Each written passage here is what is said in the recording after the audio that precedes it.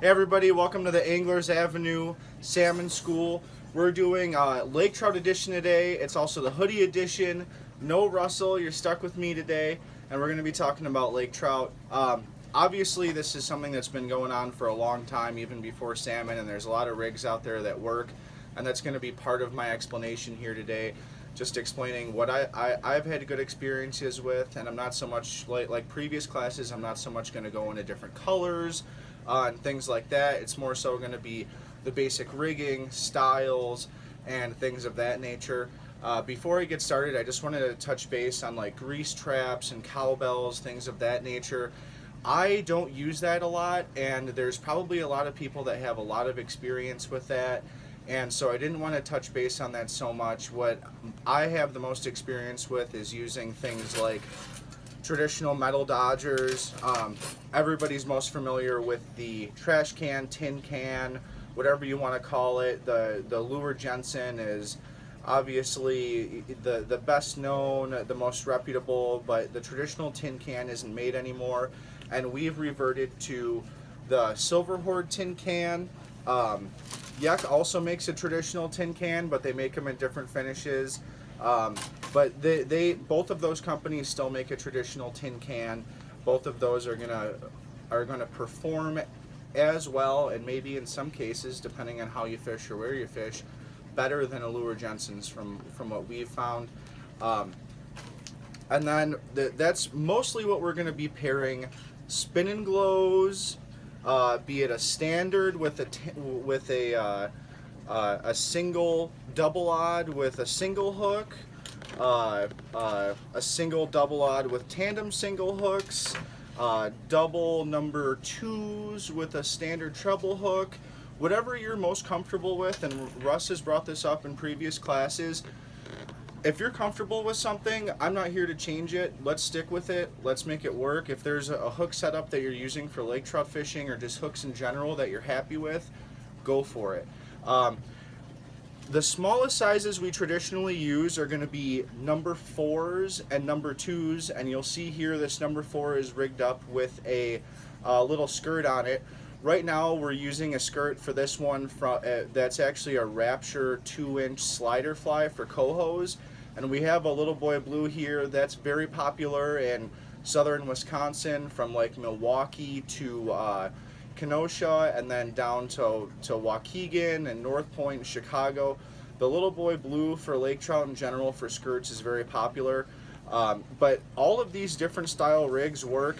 The number 4s aren't quite as popular, but the reason why I bring up number 4s in general is because 2 years ago in pinks and reds and things of that nature, they worked really well down in the southern basin, so I don't really want to people to count those out. Also, there is going to be a size larger than the double odds. That's going to be a triple odd. People refer to those as the softball sized ones. Those have a place as well. I'm not here to count those out. We definitely use those sometimes as well. Getting into the rigging and things like that, what I would traditionally do is I would either make one myself, or we also have pre-made rigs here that you don't have to rig yourself, and these are going to be from Rapture, and we have different variations of these on the website, and these are going to come with a skirt already. And just before I proceed, I'll kind of get the skirt stuff out of the way.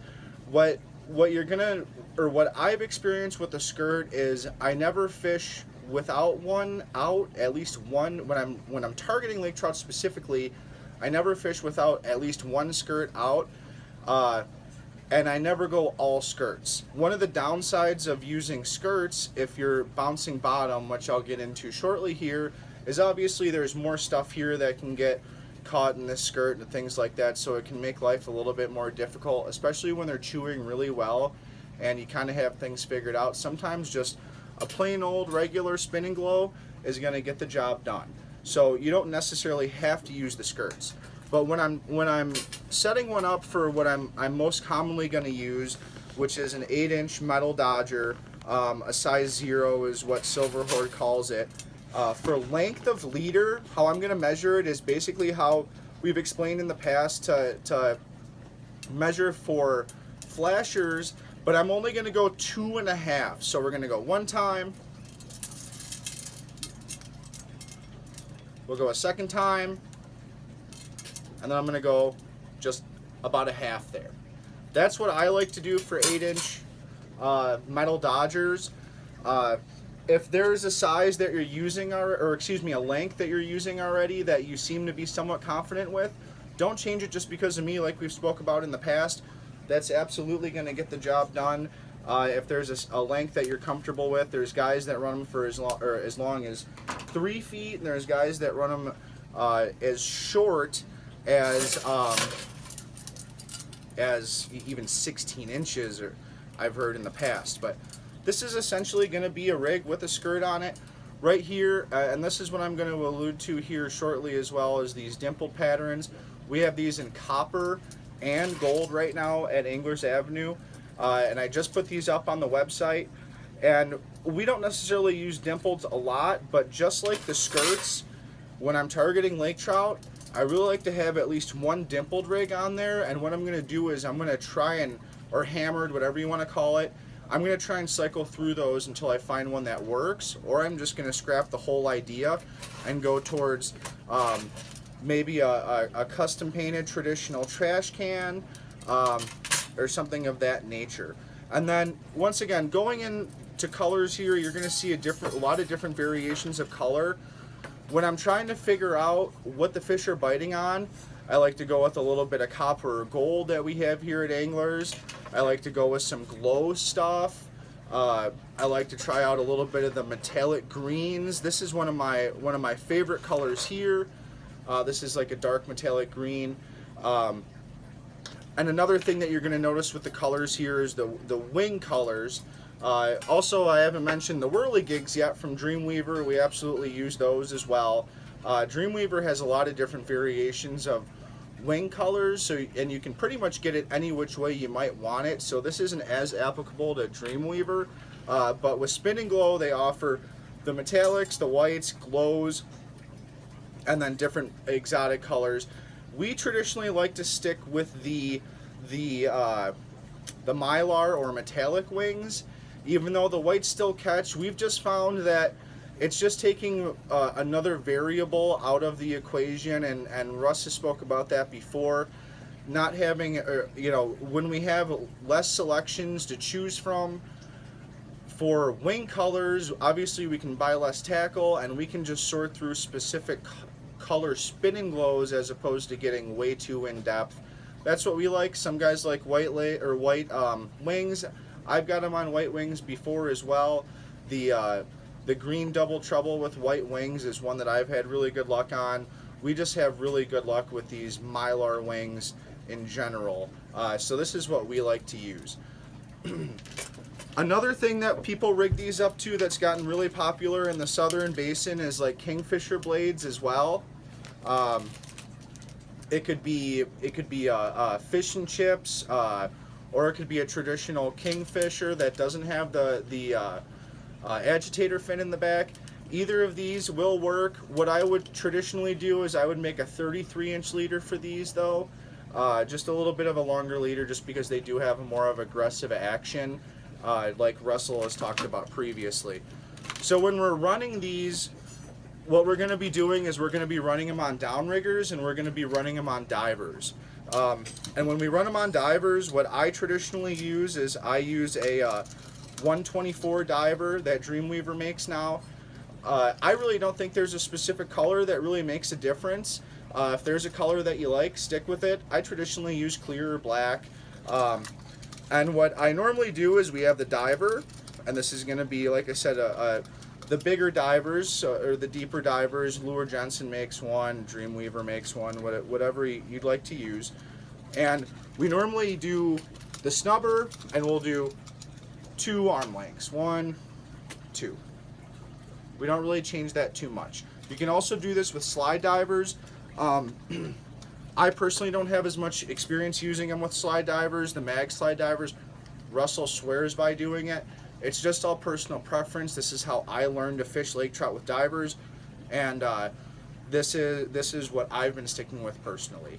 And what we do is when you're fishing, you know, inside of 120 feet of water, we're going to work these divers down. We're going to have our inside divers set at a 1.5, similar to salmon fishing, 1.5, whatever you'd like. And then it's going to be a 3.5 for the outside. Traditionally, guys will run wire on the inside, braid on the outside, or 2 wires or 2 braids, whatever you like, stick with it. Doesn't bother me any. I think the lake trout are going to bite it either way. And so what we'll do is we're going to work these down to the bottom, and we're going to get them so they're tapping. And when I'm trying to look for fish, or like what I've mentioned before, where I try to get out a different selection until we kind of zone in on what they want to bite, what I'll do is I'll try to attempt to get half of my divers or 3 out of my 4 skipping and hitting bottom. And you're going to notice it takes a little, there's a little bit of a learning curve, and we don't have enough time for me to explain that really well. But if you take a little bit of time and learn how to do it, especially in places where there's a softer bottom, you're going to notice what's going to happen is the diver's going to make a clear path for this Dodger and spinning glow rig to not get many weeds or mussels or whatever it may be on the bottom. It's going to kind of clear the path, and it's going to dredge up dirt on the bottom, and it's going to bring those fish in.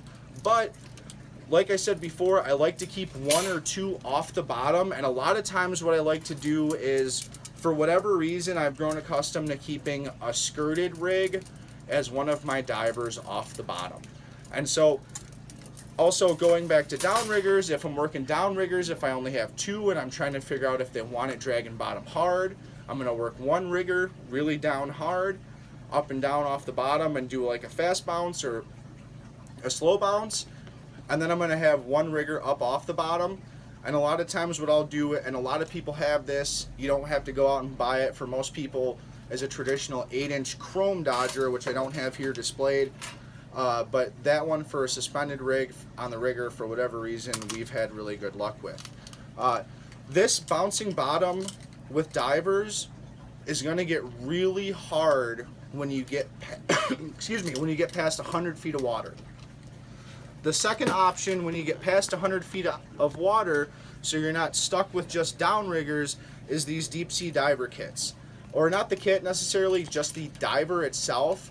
And what we found over the past 2 years is what we'll do is we'll attach a 12-ounce lead ball or pump ball, whatever you want to call it.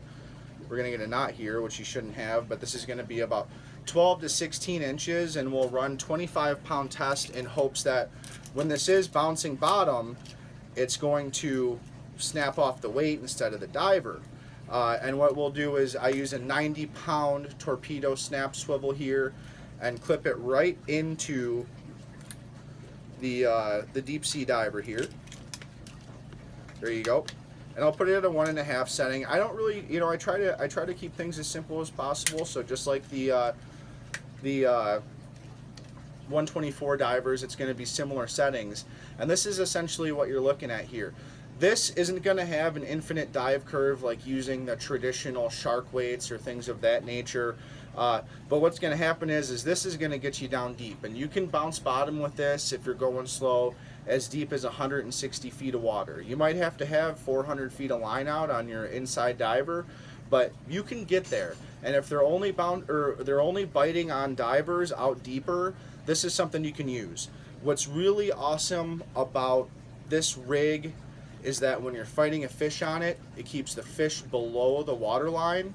And for people that have fished lake trout previously know that that's kind of a problem. If you watch, you know, someone like the super well-known legendary lake trout guys, sometimes they'll have people reel the rods in with the water tip or the rod tip in the water. This keeps the fish in the water, works really, really well. Another thing that you're going to run into when you're running deeper and you have a lot of line out there with your divers is it's going to become extremely difficult to run boards. And it's really painful not to have all your lines out. I know how it is, and it's hard to have your 4 divers and 2 riggers or 4 divers and 3 riggers, whatever it may be. What I've come to find that I've had really good luck with is running 3 and 5 colors when I'm lake trouting for kicker fish. And these are spoons that I like to run. Once again, these aren't colors, but the Stinger Stingrays are awesome. They're very speed tolerant. You can use them at a lot of different speeds. You're going to get a good action. The Pro spoons, these aren't necessarily as speed tolerant, but the Medic here, especially when you're fishing inside of 100 feet in spring where there might be cohos around or spring kings or just anything that's going to bite, these are great. The Yak zipper spoons, I'm sure everybody has these laying around, especially this pearl one. These run great at a lot of different speeds. You guys know that already. I don't have to explain that. I'm just throwing out different ideas. And the smaller or standard half moon down in the southern basin, we mentioned this before, the Craig's Flounder Pounder of any and every variation is awesome for all sorts of different fish. And these are kicker rods that I put out, so we can have 6 to 7, or if you have a lot of downrigger rods and you're fishing shallow, more rods targeting lake trout.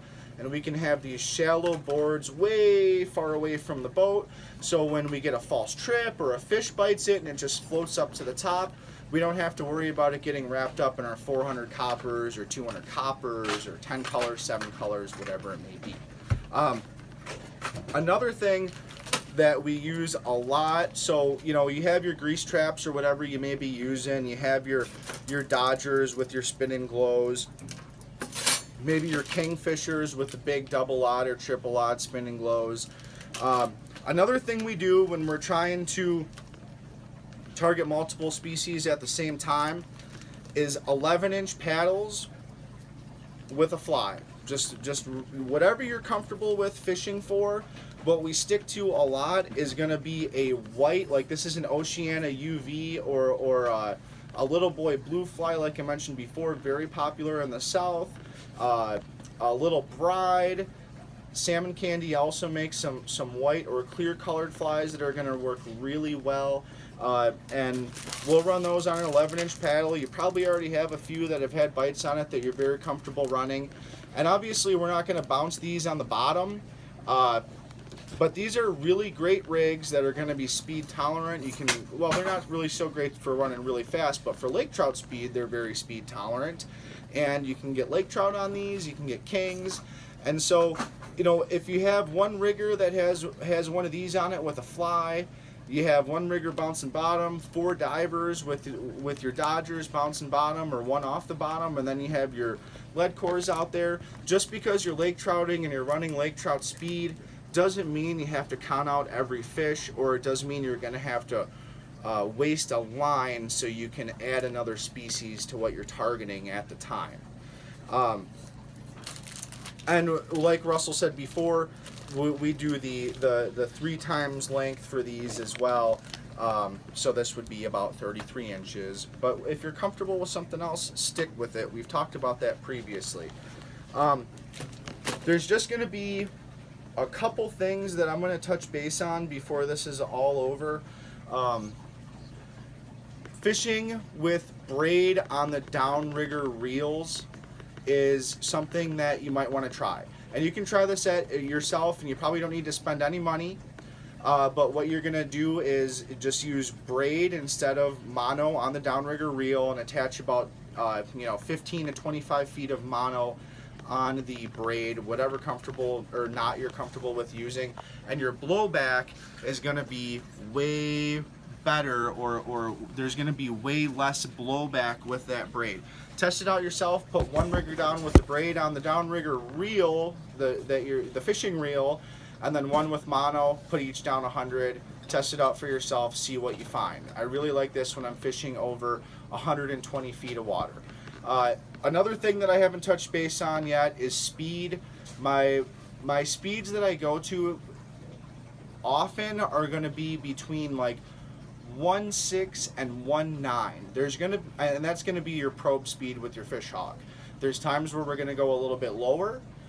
There's times when we're going to go a little bit higher, especially in the southern basin for whatever reason, like out of Waukegan, Chicago. Those lake trout aren't scared. They'll bite it at a faster speed, which is awesome for when you have those other lines out, because you can get all your rods working. You don't necessarily have to go slow. So, and that's another thing. you don't, if you're not getting them going that 1.7 to 1.9, whatever it may be, don't be afraid to speed up. Don't be afraid to slow down. One last thing that I didn't bring up is the blank chrome spin doctor in an 8-inch or a 10-inch.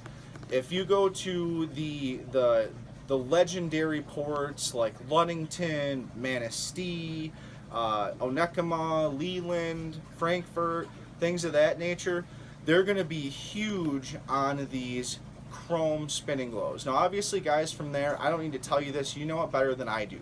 But if you're on the western shores of Lake Michigan, or if you're fishing lake trout in other lakes, this is a really great thing to try, and you can bang bottom with this pretty hard, and you don't have to worry about it getting caught up with a lot of stuff. It seems hard to believe, but if you go out there and try it, give it a try, even if it's not necessarily to catch a fish on it right away, but at least to see how it reacts in the water.